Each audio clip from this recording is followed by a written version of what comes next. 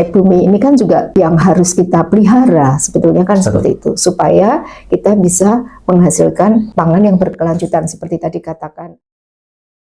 Halo foodies semuanya dimanapun foodies berada, selamat datang di Foodcast Suara Area Tekpang dengan tema Pangan Sehat untuk Bumi yang Sehat. Halo semuanya, perkenalkan aku Ray dari Angkatan 24, mahasiswa Fakultas Teknologi Pertanian Universitas Katolik Widya Mandala, Surabaya. Nah, saya di sini akan menemani teman-teman dalam podcast hari ini dari awal hingga akhir. Nah, hari ini kita bakal ngobrol santai aja. Kita akan mendapatkan insight baru dari narasumber kita pada hari ini. Dan tentu aja kita bakal seru-seruan bareng teman-teman sekalian. Nah, untuk membahas topik super menarik ini, kita sudah kedatangan narasumber yang sangat luar biasa. Dan pastinya, pasti berkompeten dong. Nah, mungkin langsung aja kita sambut Ibu Dr. Insinyur Susana Ristiarini, Magister Sains. Selamat sore, Bu Risti. Selamat sore foodies. Oke, jadi intermezzo sedikit ya. Bu Risti merupakan dosen dari Fakultas Teknologi Pertanian Universitas Katolik Widya Mandala, Surabaya. Jadi sekali lagi terima kasih Bu Risti sudah meluangkan waktunya untuk hadir di Foodcast pada episode kali ini. Sama-sama. Ya. Oke, foodies, di teknologi pangan ini kita tidak hanya mengolah atau membuat produk yang sehat, enak, dan juga memiliki nilai gizi yang tinggi. Tapi kita juga harus menjaga bumi ini untuk tetap sehat dan lestari ke anak-anak cucu kita nanti, teman-teman. Oke, kita sudah perkenalan dan juga kita sudah kenal nih sama narasumber kita. Mungkin biar nggak lama-lama, kita langsung aja mulai diskusinya ya, Bu Risti ya. Oke, siap. Oke, mungkin dari pertanyaan pertama yang nggak ribet dulu deh. Kita akan membahas terkait pangan sehat untuk bumi yang sehat nih, Bu Risti, sesuai dari judul podcast pada hari ini. Nah, menurut Bu Risti, sebenarnya apa sih yang dimaksud dengan pangan sehat untuk bumi yang sehat, Bu Risti? Oke, kayaknya ini topik yang menarik ya. Ya, menarik banget. Sesuatu yang ya bagi kita yang bergerak di bidang pangan ya, terutama ya kita sangat perhatian ya pada pangan sehat. Nah, tentunya sih kalau kita fokus pada kata pangan sehat itu sendiri gitu ya, itu kan berarti ya pangan yang mencukupi kebutuhan kesehatan kita, ya, gitu kan. Berarti di situ kandungan gizinya cukup, gitu kan, untuk kehidupan kita, untuk menunjang kehidupan kita semua itu, untuk menunjang kehidupan kita semua itu selalu terjagalah ya untuk ini. Tapi kan tadi ada kaitannya dengan bumi yang sehat. Iya, betul sekali. Itu menurut saya itu kayak satu lingkaran gitu ya. Pangan sehat untuk bumi yang sehat. Bumi yang sehat akan memberikan pangan yang sehat. Oke, jadi, catat ya teman-teman. Jadi ada siklus kayaknya gitu ya. Jadi kita nggak bisa kok ada pangan yang sehat bukan dari bumi yang sehat. Oke. Nah, jadi itu sepertinya menurut saya sesuatu yang siklus yang harus berkelanjutan, gitu sih.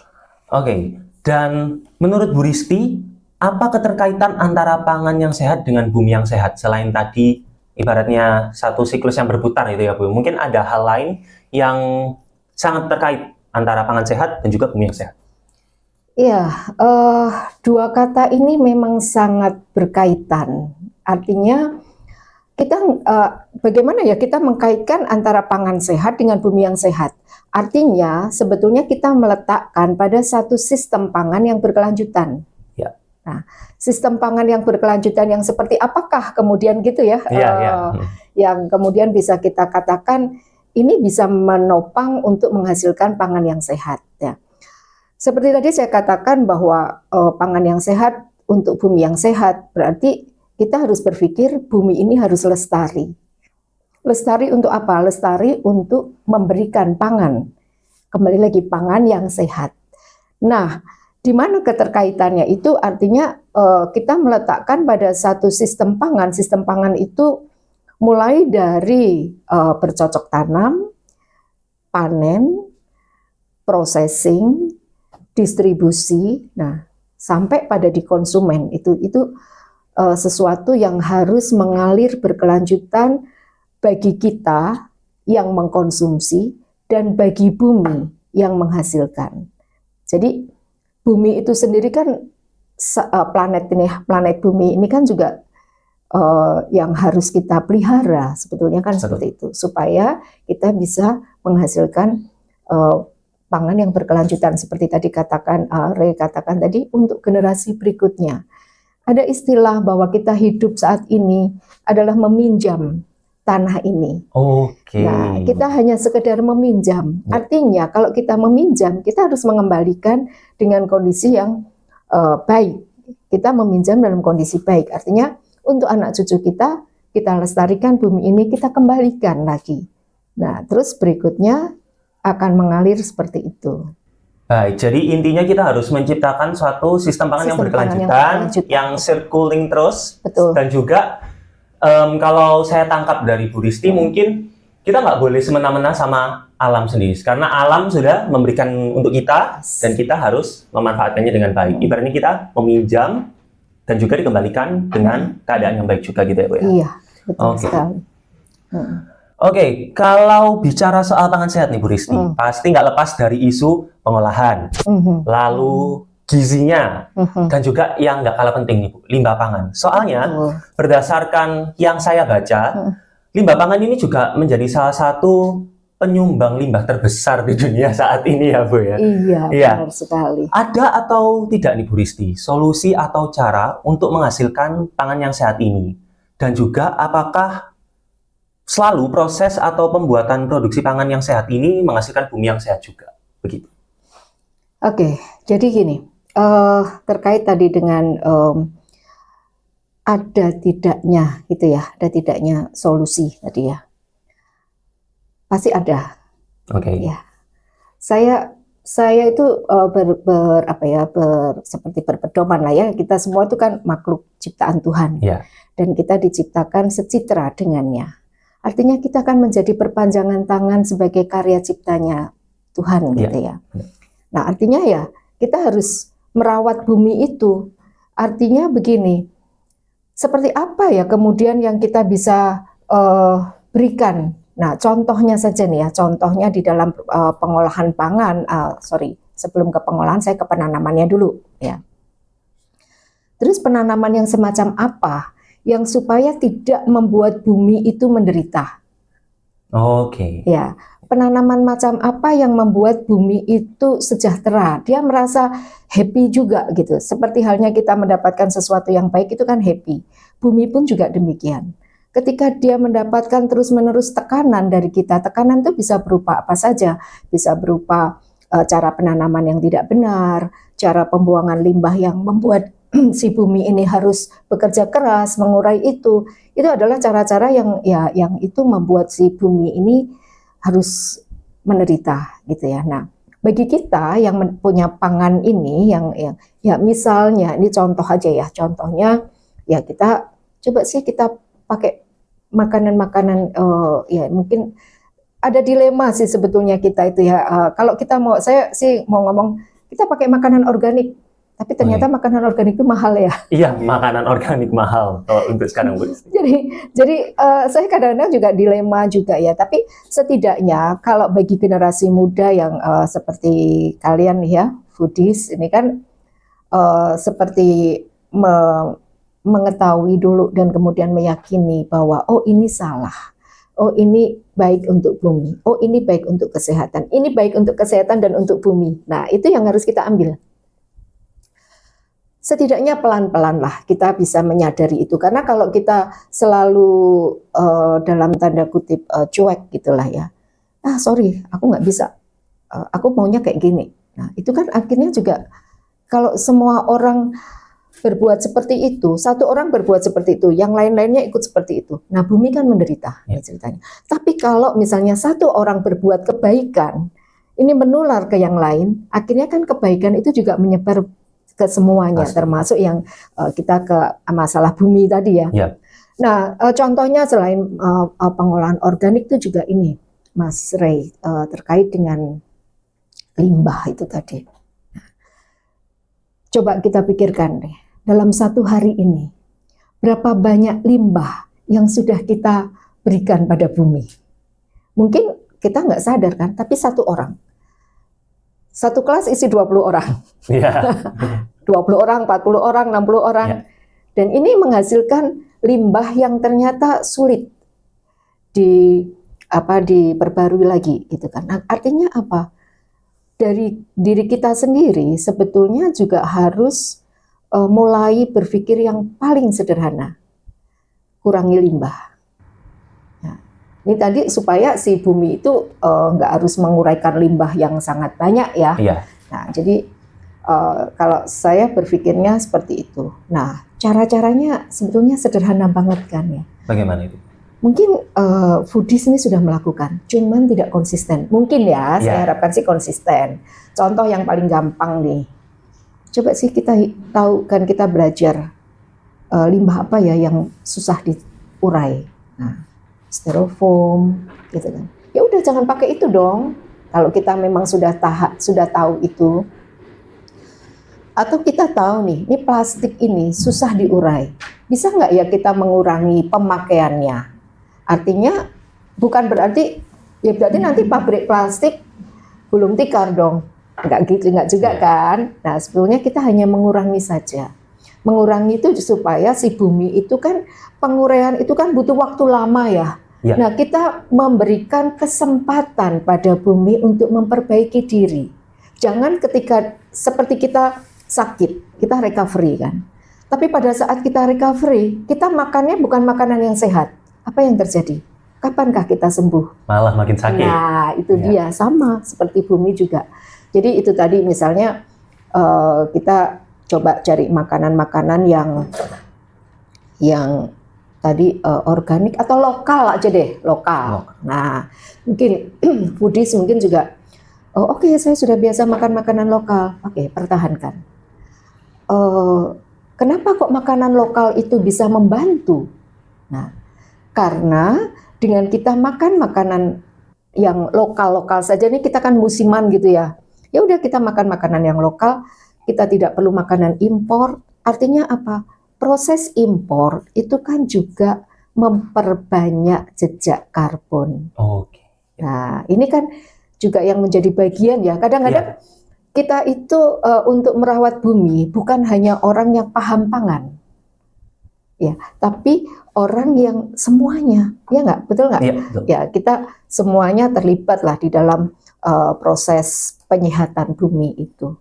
Nah, itu kaitannya seperti itu sih, Mas. Jadi kaitan tadi contoh-contoh yang harus kita lakukan itu seperti coba makan makanan lokal, coba kita juga ini satu hal nih, Mas.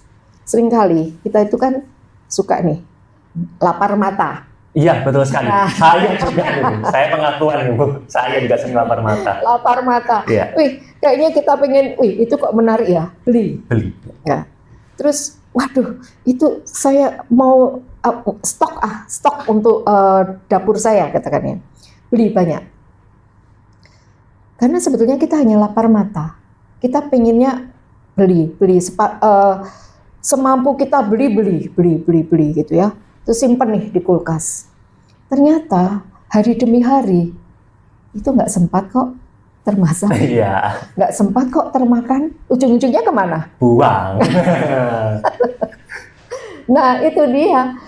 Terus jadi apa? Sampah kan. Nah jadi kalau sebetulnya si bumi tadi itu tidak harus mengurai segitu banyaknya, tapi dengan kita, yaitu tadi saya katakan kita lapar mata dan tanpa kita sadari itu adalah bentuk keserakahan yang mengkhianati bumi.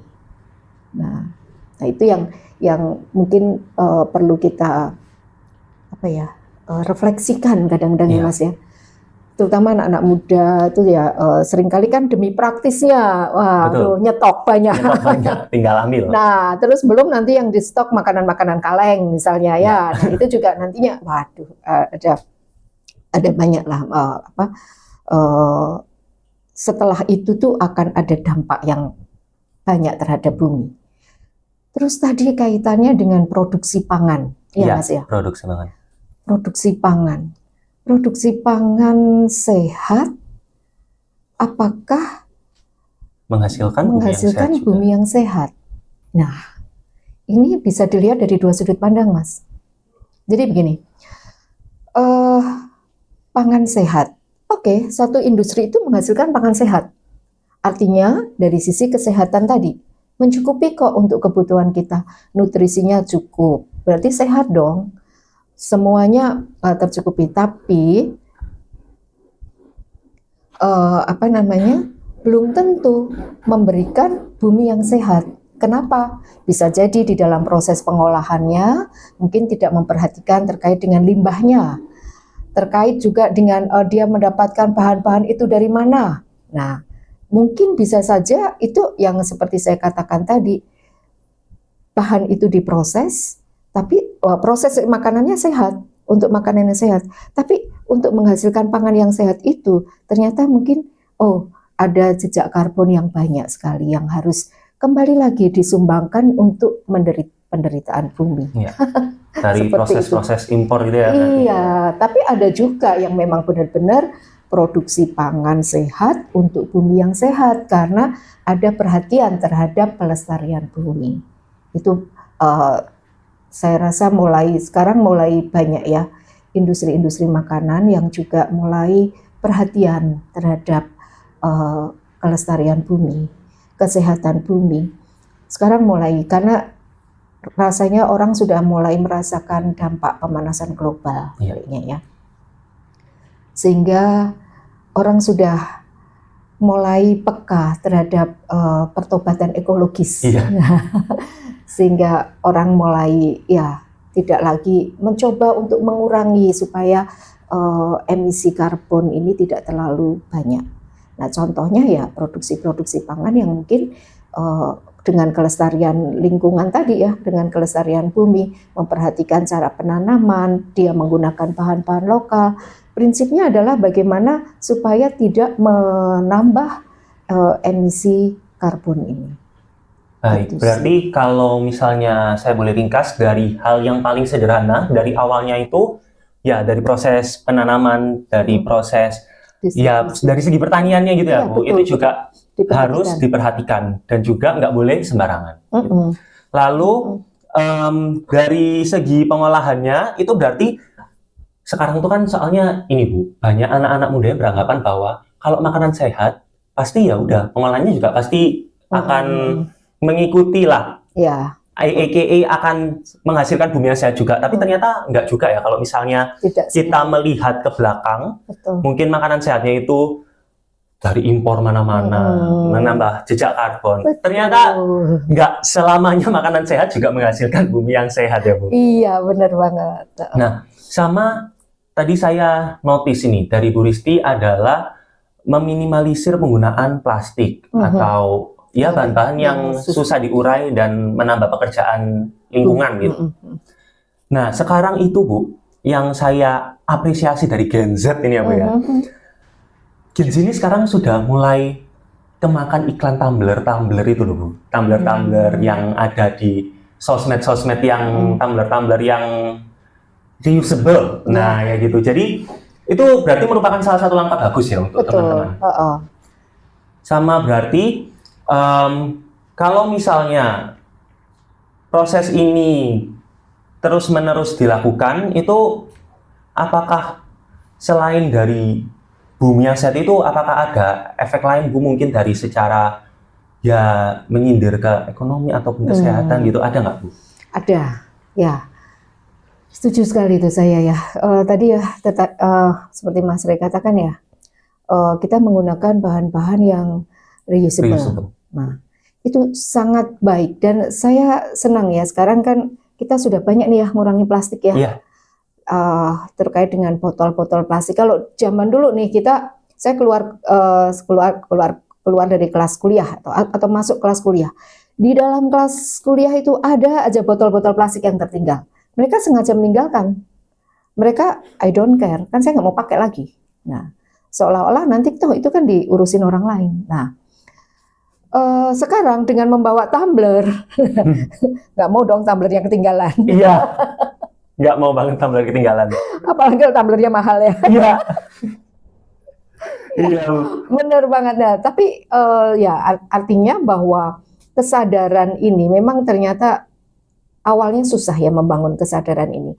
Kita susahkah untuk berpindah dari gelas plastik tuh ya? Minuman air mineral dalam kemasan ya AMDK itu. Dulu kan kita gelas plastik banyak gitu ya, terus botol-botol plastik. Nah, sebenarnya ini juga. Iya. Tapi ya juga ya itu kan. Nah, ada nggak efeknya terhadap kesehatan, terhadap ekonomi, terhadap ada dong ya pastinya ya. Kalau terhadap kesehatan kita lebih aware terhadap apa yang akan kita minum, karena kita bawa sendiri gitu kan, kita bawa bekal. Nah, terus kemudian kita akan pasti mencuci tumbler itu dengan bersih. Ya. Nah, jadi secara apa ke pribadi, ke personal kita itu kita aware untuk kesehatan kita. Satu orang aware terhadap dirinya sendiri, berarti kesemuanya nanti akan memberikan kondisi yang sehat ya, yang baik ya. Terus kemudian terhadap sosial tadi, yang saya sangat perhatikan itu ketika kita menggunakan pangan lokal. Nah, tentunya dengan kita menggunakan pangan lokal, si penanam yang ada di tempat ini kan kesejahteraannya akan makin bertambah. Dibandingkan kalau kita nanam mahal, kayaknya impor lebih murah kok. Nah, ngapain saya harus pakai pangan lokal yang ternyata lebih mahal misalnya. Nah, ini ada keterkaitan juga dengan sistem yang diberlakukan. Sistem ini harus konsisten, artinya harus ada juga aturan yang mengatur ini semua. Supaya orang juga tidak mudah untuk impor aja, gampang. Daripada kita harus menanam. Menanam nanti urusannya panjang ya, apalagi kita juga lahan-lahan pertanian itu kan banyak yang alih fungsi. Iya. Nah, alih fungsi hutan gitu ya, terus jadi tempat penanaman yang mungkin ya cuman sekali dua kali musim, nah itu selesai ditinggalkan karena cara penanamannya yang tidak tepat. Atau mungkin kita menggunakan lahan pertanian yang subur untuk perumahan. Nah, ini kan dampaknya untuk penyediaan makanan berkurang. Iya, betul. Nah, kalau kita menggunakan pangan lokal, nah, diharapkan hal ini tidak terjadi. Nah, artinya bahwa kita juga ikut mensejahterakan lingkungan kita. Bukan hanya dari sisi kita makan makanan sehat, tetapi kita juga mensejahterakan, yuk bareng-bareng yuk, kamu yang memproduksi, kita yang mengolah, kemudian konsumennya juga jelas ada. Jadi itu satu kesinambungan sebetulnya. Artinya secara ekonomi kita juga membangun bagi teman-teman kita yang dia lingkupnya adalah di pertanian. Baik, Gitu. jadi kayak sekarang nih soalnya nih Bu, anak-anak zaman sekarang tuh harus yang impor Bu, biar keren Bu.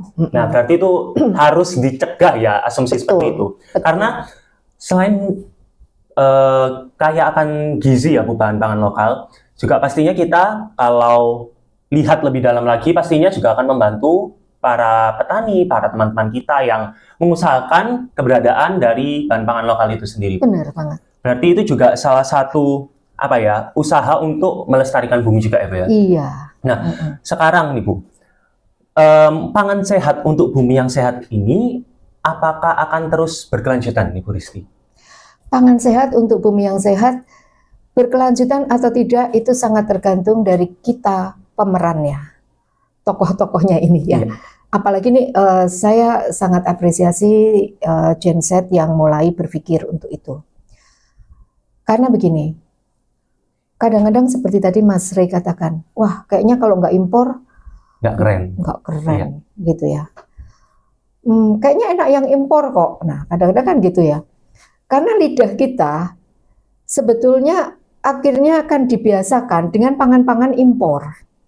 Kita lupa pada esensi kita sebagai makhluk di tempat kita berada. Jadi kalau kita mengupayakan pangan sehat dengan konteks di mana tadi kita mulai dari penanaman, pengolahan, pendistribusian sampai akhirnya ke konsumen. Jika ini dijalankan terus-menerus, maka sistem ini juga akan berkelanjutan. Nah, di mana letak kesadaran ini atau bagaimana kita membangun kesadaran ini? Sebetulnya kita semua dari teknologi pangan ini berkontribusi terhadap penciptaan pangan yang inovatif. Nah, yang kalau di luar itu bisa membuat seperti itu. Misalnya ya, kacang ini itu memberikan nilai nutrisi yang tinggi. Itu kan pertama kan didengungkan supaya kacang itu laku. Betul. Nah, kita menjadi mudah terpengaruh oleh iklan ini. Iya. Nah, padahal bisa saja loh punya kita itu juga punya nilai gizi yang tinggi sama atau lebih tinggi. Nah, hanya kadang kita kurang aware terhadap sumber pangan lokal kita. Semakin lama kita hanya disuguhi oleh iklan. Iklan itu kan untuk membuat produk mereka laku. Tanpa kita sadari bahwa produk mereka laku, kita semakin tiarap. Nah, sehingga kadang-kadang yang kadang saya sesali gitu ya, adalah bahwa penciptaan karya-karya pangan itu ya, itu tidak menggunakan pangan lokal. Nah, padahal kalau itu menggunakan pangan lokal, karya cipta ini itu jauh lebih baik karena ini mendukung sirkular ekonomi di tempat kita, juga membuat bumi bumi lestari. Nah, itu suatu hal yang semuanya sangat tergantung dari kita sebagai pemeran di dalam sistem pangan itu.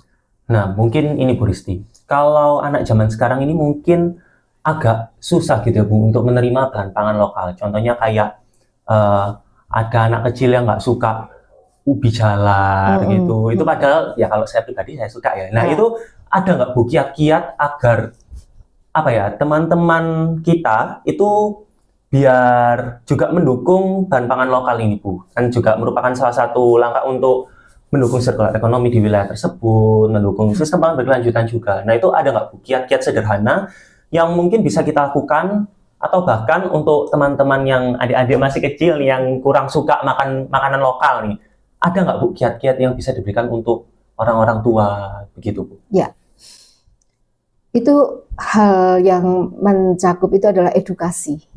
Nah, adik-adik mahasiswa foodies ini kan juga bisa mengedukasi, setidaknya edukasi ke keluarga. Oke, baik. Nah, edukasi ke tempat yang paling familiar dengan kita itu adalah keluarga, gitu ya. Nah, kalau pangan lokal sebetulnya kita mau makan itu atau tidak itu juga dari kebiasaan, ya. Mungkin bahkan orang tua yang nyun sewu yang sudah sepuh gitu ya, kadang-kadang nggak mau makan makanan yang impor karena lidah dia sudah terbiasa dengan makanan lokal. Ya. Nah, mari kita kembalikan ke model seperti itu karena mereka terbiasa dengan makanan-makanan yang ada di sekitarnya gitu kan. Nah, kalau yang anak sekarang itu kan ya karena dia juga, kita kan sekarang hidup di era global gitu ya, mungkin menjelajah ke luar negeri. Kadang-kadang saya berpikir kalau ke luar negeri ngapain ya? Apakah nggak lebih baik kita daripada kita pakai itu, bagaimana caranya kita mengiklankan makanan kita ke mereka? Oke. Jadi kadang-kadang kan kalau kita lihat film-film Korea deh ya. Iya.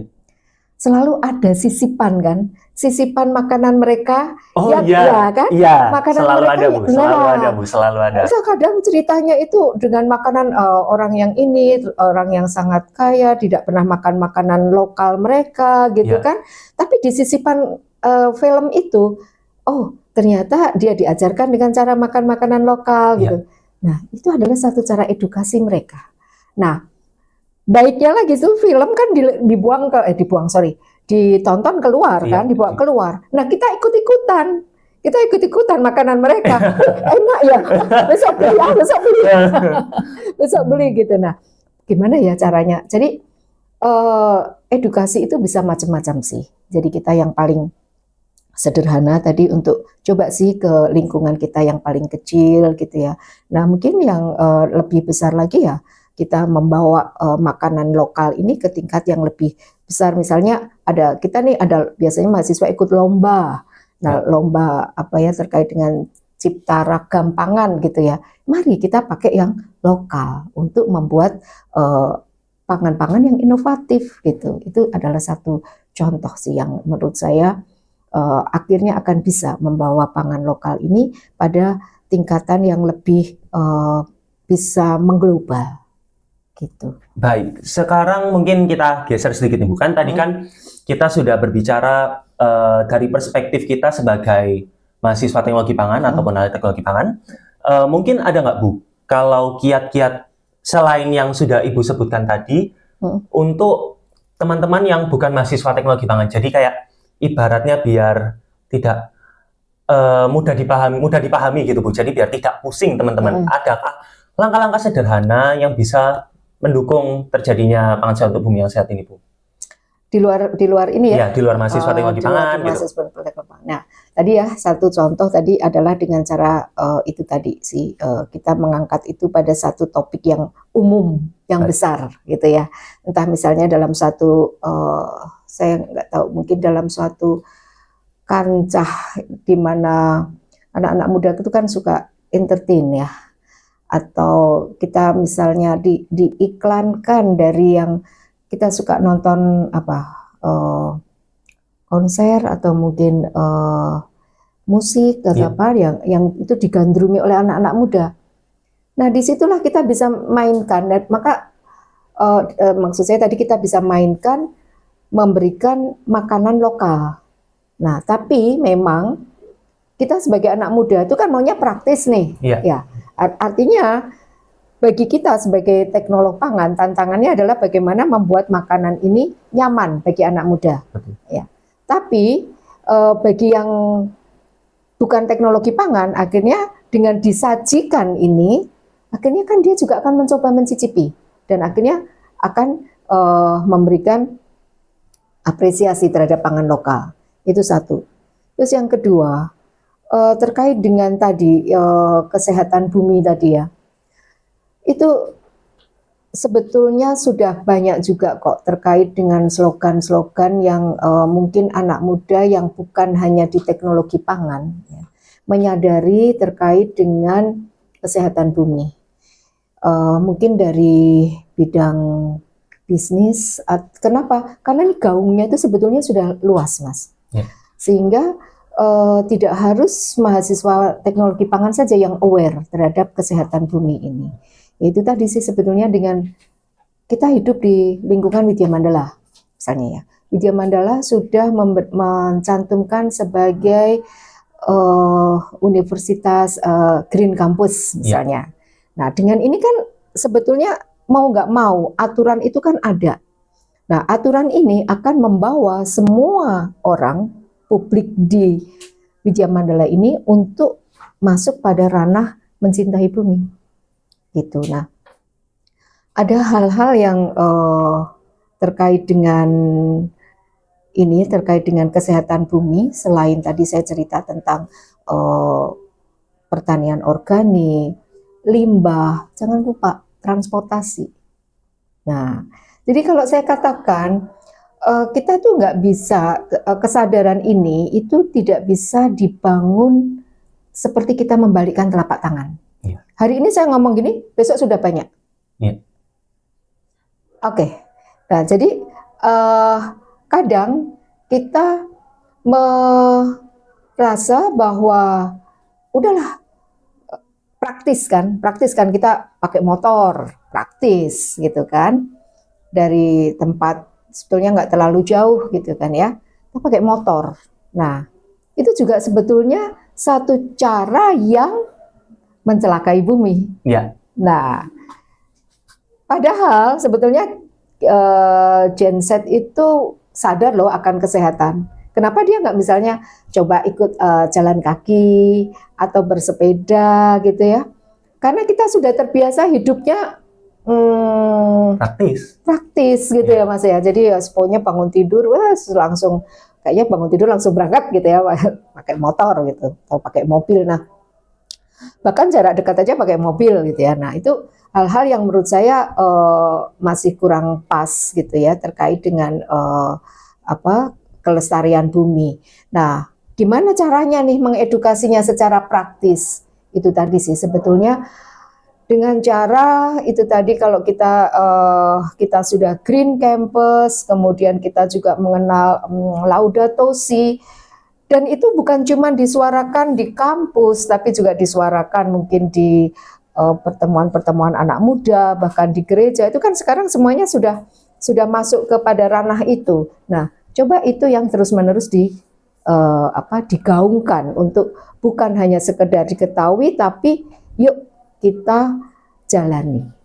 Itu. Baik, berarti kita emang tantangannya adalah terlena dengan kehidupan yang praktis ini ya Bu ya. Iya. Jadi emang nggak semudah membalikkan telapak tangan, tapi ya dengan usaha yang konsisten ya pasti bisa gitu ya Bu. Pasti bisa. Pasti bisa. Baik. Nah teman-teman, ingat nggak teman-teman, kita kemarin sudah share question box nih teman-teman. Nah, sekarang kita akan lanjut menjawab pertanyaan-pertanyaan yang Bu Dis kasih nih. Masih bersama dengan narasumber kita. Nah, Bu Disti akan menjawab pertanyaan-pertanyaan dari Bu Dis nih. Oke. Sudah siap Bu Disti menjawab pertanyaan dari Bu Dis? Ini Ya. sangat kepo ini Bu Dis di sini. Baik, pertanyaan pertama ini. Banyak orang yang ingin makan sehat, tetapi harga pangan sehat itu kadang lebih mahal, Bu. Nah, bagaimana cara membuat pangan berkelanjutan itu tetap terjangkau? Jadi seperti tadi Bu Disti sempat singgung bahwa ya makanan organik mahal-mahal. Nah, itu apakah ada cara yang mungkin bisa kita terapkan untuk membuat pangan berkelanjutan ini tetap terjangkau? Ya, makanan-makanan sehat, makanan-makanan organik ini tetap terjangkau.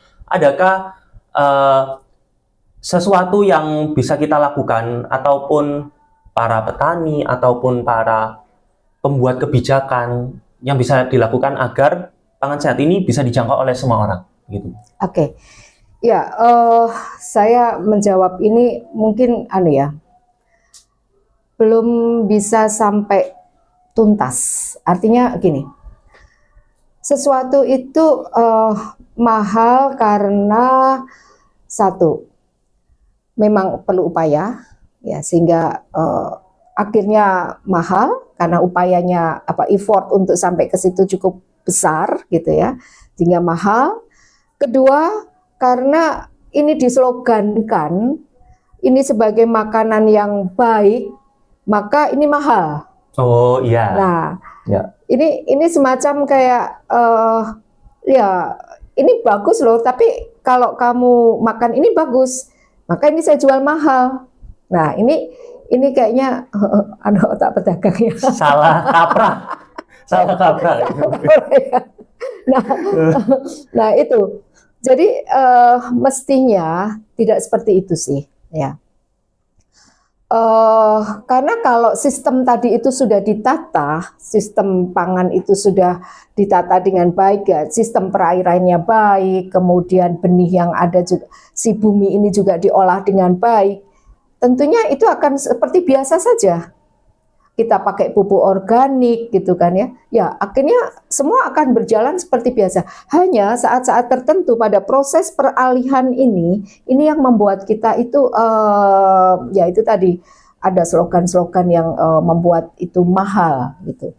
Nah, caranya gimana nih? Tentunya cara ini juga saya sadar sih tidak mudah. Ya, tidak mudah dalam artian ya kita tinggal di Surabaya. Iya.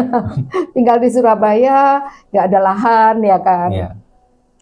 Saya tuh tadi cuma mau gini, kalau misalnya kita punya lahan gitu ya, tapi ya mungkin bisa kita untuk sedikit-sedikit lah ya mengurangi pembelian, itu kan kita bisa menanam sendiri. Kok lucu banget rasanya nanam sendiri gitu ya. Mungkin dengan mungkin yang suka bertani, suka bertanam, Yeah. Bertanam itu mungkin bisa dengan membuat kayak hidroponik gitu ya, itu dengan sistem perairan yang bagus. Nah, mungkin setidaknya kita bisa memanen produk kita sendiri gitu ya. Mungkin ingat ya Mas, waktu kita COVID ya. Waktu kita COVID itu kan rasanya kita maunya menyediakan apa-apa sendiri karena takut keluar rumah kan. Nah, itu mungkin menanam sendiri, tapi Kalau saya sih sebagai yang mau berpikir praktis saja, tentunya hal seperti itu juga bukan hal yang gampang. Jadi kalau menurut saya ya upayakanlah makan makanan yang itu tadi yang sehat untuk kita sumbangsi kita pada pelestarian bumi, makan makanan yang sehat, yang lokal. Nah, sehingga ya sumbangsi kita itu kan setidaknya mengurangi emisi tadi itu. Sumbangsi kita, kendaraan kita ke situ aja gitu. Oke, baik Bu. Nah, pertanyaan selanjutnya nih Bu. Banyak orang berpikiran bahwa makanan organik ini pasti lebih sehat dan ya lebih ramah lingkungan lah, sedikit lebih ramah lingkungan. Apakah benar demikian? Secara umum ya. Kenapa? Karena memang dia diproduksi dengan cara menggunakan bahan-bahan organik ya, misalnya kayak pupuk organik. Nah, pupuk organik ini kan sesuatu yang tidak memberatkan bumi. Nah, jadi penguraiannya bagi bumi itu kan mudah, sehingga pangan sehat ini itu juga yang organik tadi ya, itu juga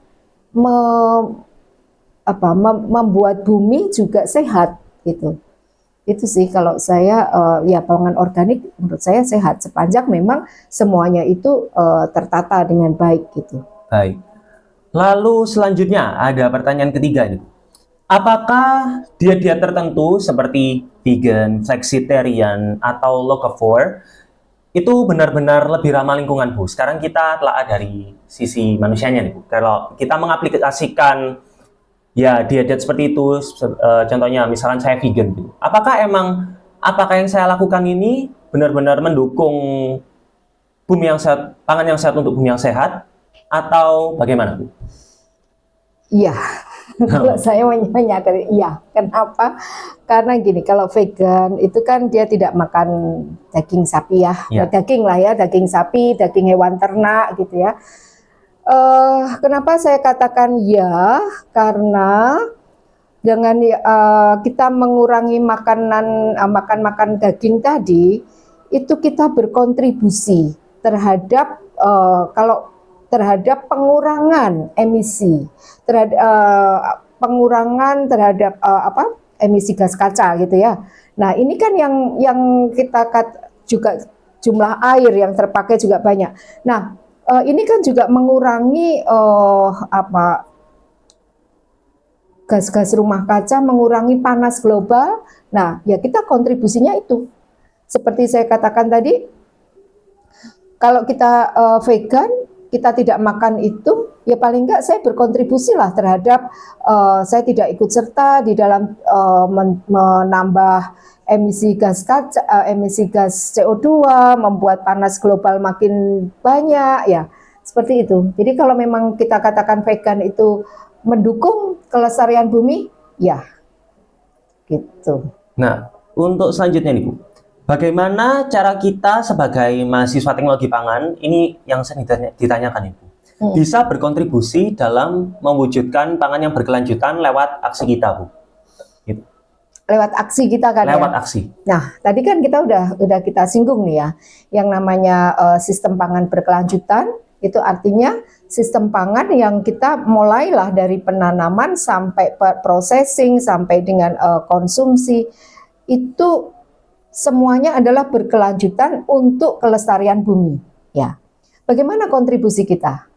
Masing-masing orang tentunya mungkin bisa beda-beda. Orang yang bisa hidup dengan dengan melakukan penanaman pertanian yang baik akan melakukan itu. Mahasiswa teknologi pangan ini kan mungkin variasi ya, bervariasi ya. Setidaknya tadi terkait dengan sistem pangan berkelanjutan tadi terkait dengan limbah. Nah, limbah ini yang mungkin bisa kita kurangi. Nah, dengan cara seperti itu, dan mungkin ini mahasiswa teknologi pangan nih, ya karya ciptanya yang mungkin harus ditantang nih ya. Nah, untuk kedepannya. Gitu. Kalau misalnya kan sudah dari mahasiswa teknologi pangan, kalau misalnya untuk skala industri, kalau skala industri, apa yang kira-kira bisa dilakukan untuk para industriawati ini, Bu? Ya, itu Mas. Saya katakan tadi,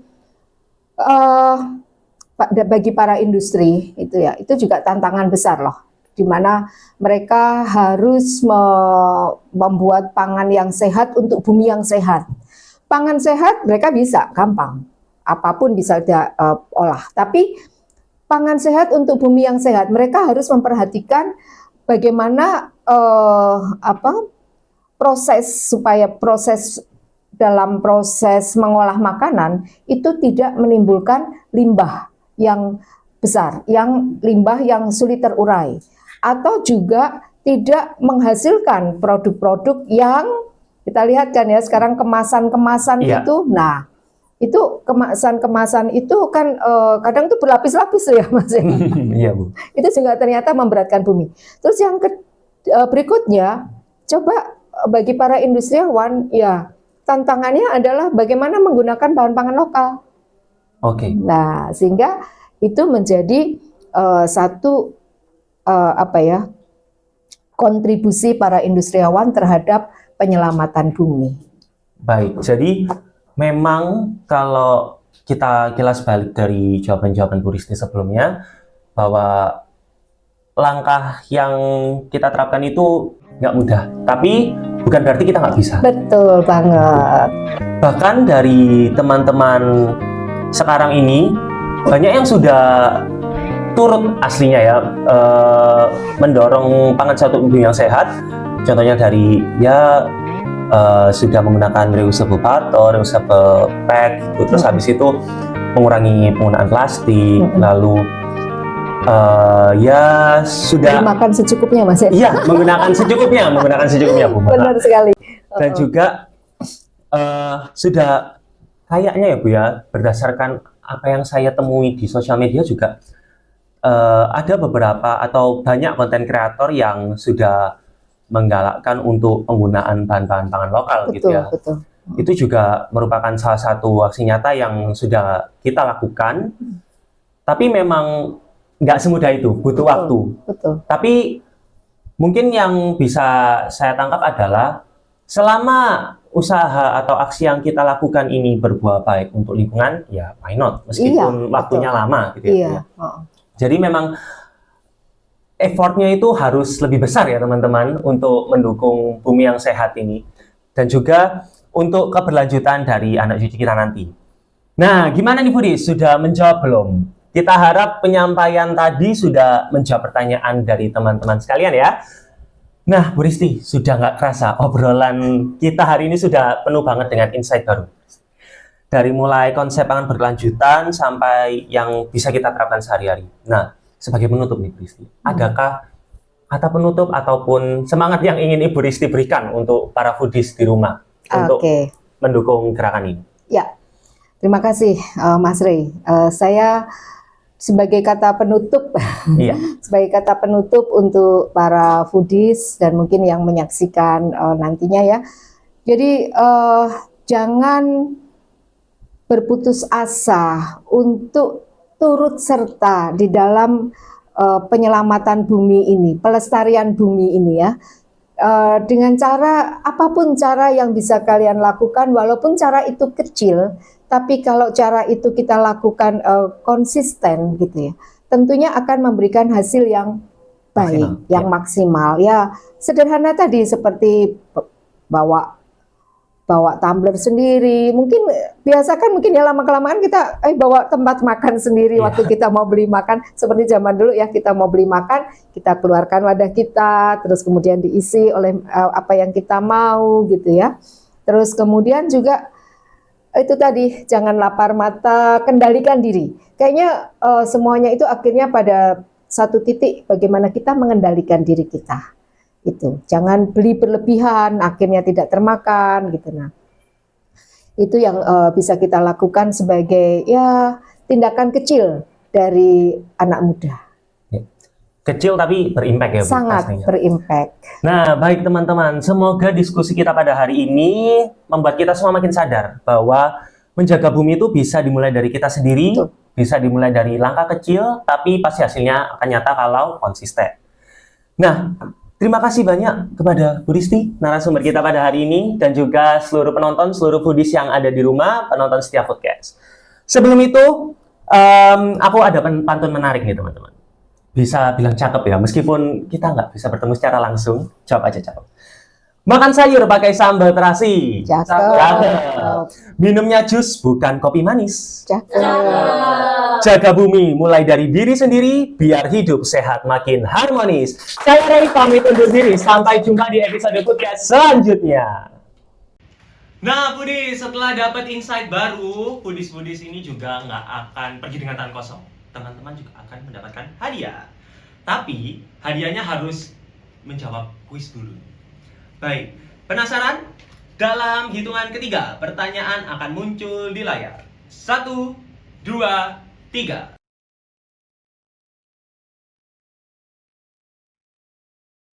Nah, untuk jawabannya dikirim kemana?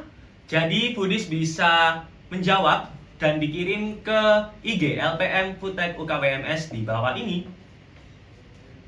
Baik, kita tunggu respon kalian karena bakal ada hadiah menarik yang akan menanti para foodies kalian. Oke, bye-bye!